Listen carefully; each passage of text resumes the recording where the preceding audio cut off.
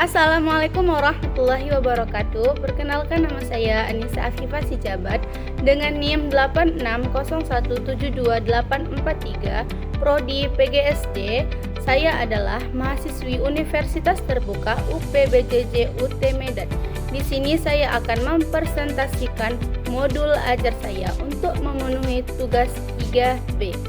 Baiklah, saya akan membacakan isi dari modul ajar. Yang pertama, informasi umum. Nama penyusun yaitu saya sendiri. Satuan Pendidikan SDN 116909 Simpang 4, tahun penyusunan 2026. Jenjang sekolah dasar, kelas 4, fase B. Mata pelajaran IPAS. Materi ialah bagian tubuh tumbuhan. Alokasi waktu 7 menit 1 kali pertemuan. Selanjutnya ada capaian pembelajaran. Pada akhir fase B, peserta didik mampu mengidentifikasi bagian-bagian tubuh tumbuhan, menjelaskan fungsi masing-masing bagian tumbuhan, akar, batang, daun, bunga, buah, dan biji, serta memahami hubungan antara struktur dan fungsi bagian tubuh tumbuhan dalam mendukung kelangsungan hidupnya. Peserta didik juga mampu melakukan pengamatan sederhana terhadap tumbuhan di lingkungan sekitar dan menyajikan hasil pengamatan secara lisan maupun tulisan. Selanjutnya ada alur tujuan pembelajaran atau ATP. 1. Mengidentifikasi bagian-bagian tumbuhan. 2. Menjelaskan fungsi akar, batang, daun, bunga, buah, dan biji. Yang ketiga, menganalisis hubungan antara bentuk bagian tubuh tumbuhan dan fungsinya. Yang keempat, menyajikan hasil pengamatan tentang bagian tubuh tumbuhan dan fungsinya secara sederhana.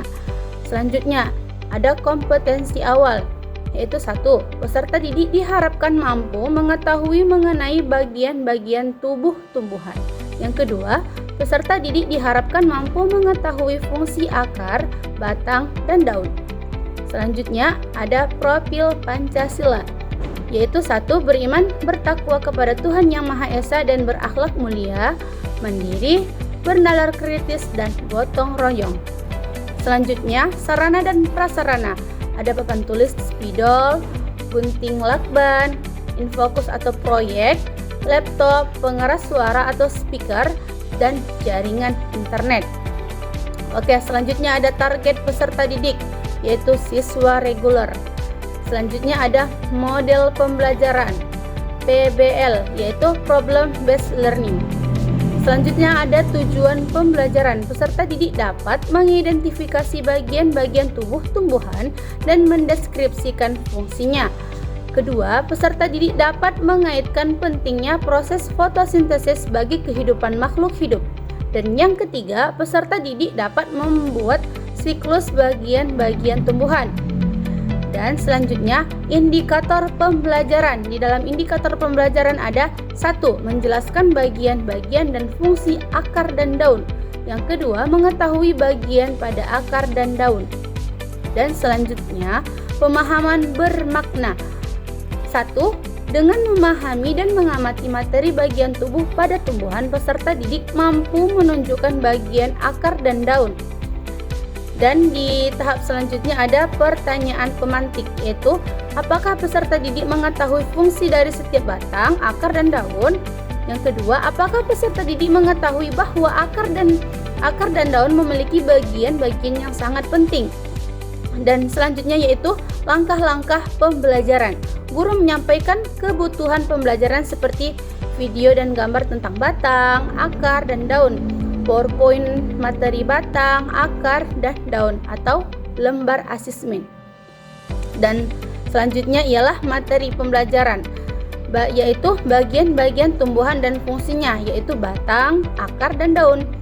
Selanjutnya ada media pembelajaran, ada slide PPT, ada video bagian-bagian tumbuhan dan fotosintesis, ada bahan-bahan untuk membuat simulasi.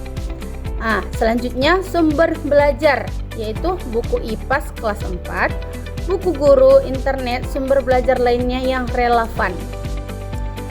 Dan selanjutnya itu kegiatan pembelajaran. Di dalam kegiatan pembelajaran itu ada Kegiatan pendahuluan, guru melakukan pembukuan dengan mengucapkan salam, menanyakan kabar dan mengajak peserta didik untuk berdoa. Guru mengecek satu persatu kehadiran siswa dengan cara mengabsensi. Yang selanjutnya, menyanyikan lagu wajib nasional yaitu lagu dari Sabang sampai Merauke.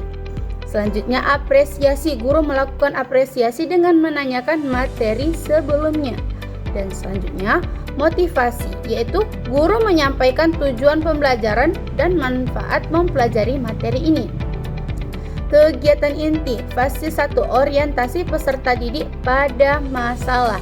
Guru menampilkan video mengenai akar dan daun, yaitu video YouTube. Peserta didik menganalisis mengenai video yang telah ditampilkan. Guru menampilkan tayangan gambar pada bagian tumbuhan dan fungsinya pada slide PowerPoint. Guru memberi kesempatan kepada peserta didik untuk membacakan fungsi pada bagian tubuh tumbuhan di depan kelas. Siswa mengamati gambar bagian tubuh tumbuhan dan fungsinya pada slide PowerPoint.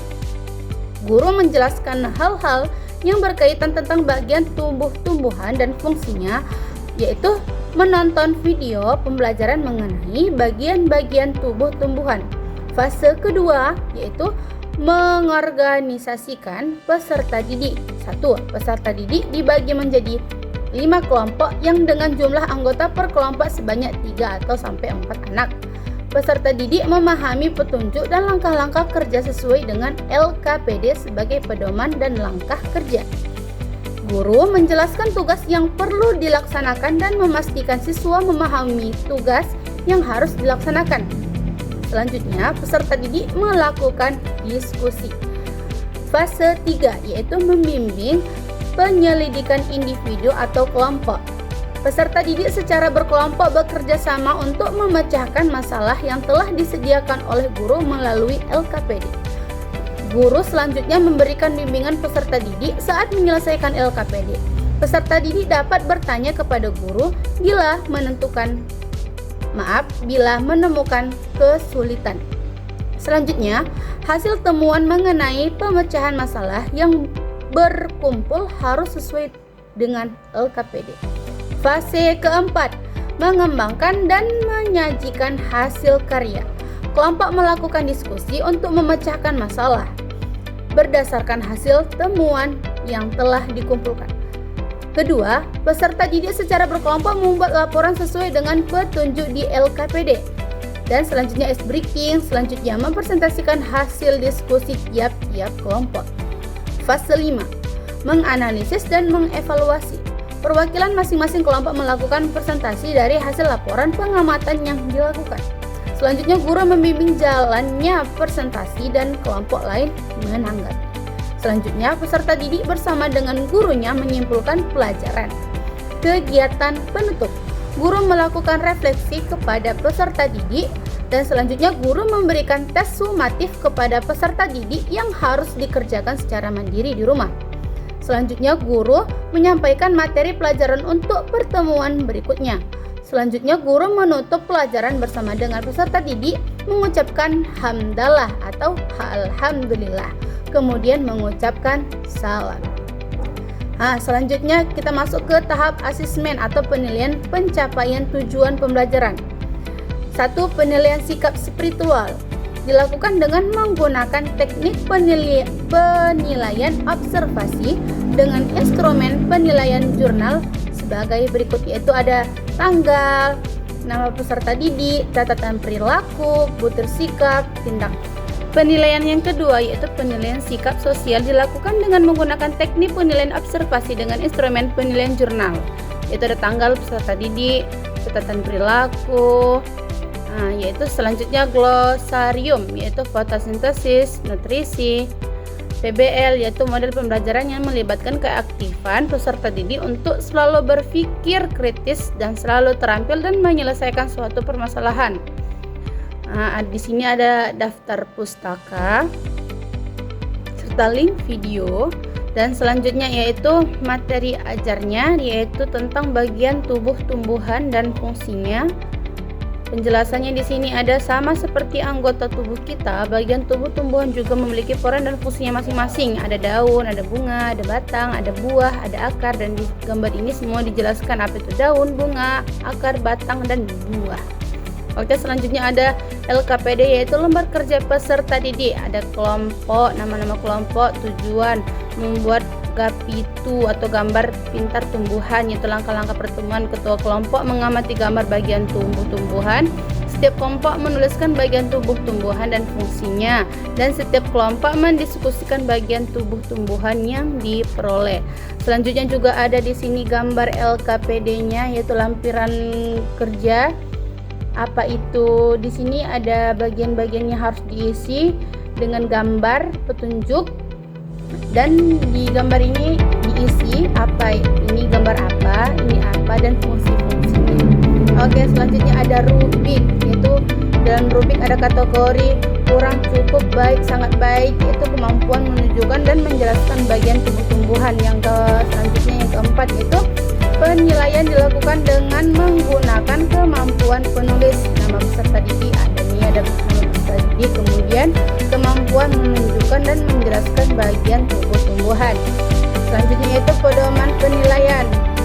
Ada skor 4, sangat baik, skor 3, baik, skor 2, cukup, skor 1, kurang. Dan selanjutnya pengayaan dan remedial. Satu, kegiatan pengayaan. Siswa yang daya tangkap dan daya kerjanya lebih dari siswa lain, guru memberikan kegiatan pengayaan yang lebih menantang dan memperkuat daya serapnya terhadap materi yang telah dipelajari.